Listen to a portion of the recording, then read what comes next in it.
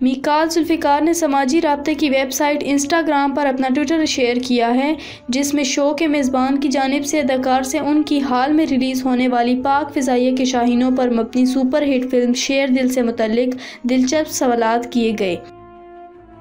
मेज़बान ने मीकाल जुल्फ़िकार से सवाल किया कि लोगों की जानिब से ये भी सुनने में आया कि ये फ़िल्म एक प्रोपेगेंडा भी है, जो कि महज पुलवामा हमले के चंद हफ्तों बाद ही रिलीज़ की गई, ताकि कौम के हिब्बुल वतनी के जज्बात को इस्तेमाल करते हुए मार्केट पर अपनी धाक बिठाई जाए।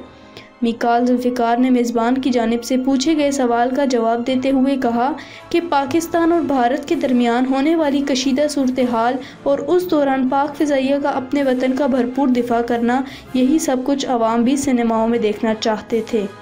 लेकिन ये महज एक इत्तेफाक ही था, क्योंकि फ़िल्म बनाने का अमल तो 1 साल से जारी था और इस बात का किसी को भी इल्म नहीं था कि रिलीज़ के वक्त ऐसी सूरत हाल देखने को मिलेगी। मेज़बान ने सवाल किया कि पुलवामा हमले के बाद बहुत से बॉलीवुड अदाकारों की जानिब से भी पाकिस्तान पर अदम सबूत के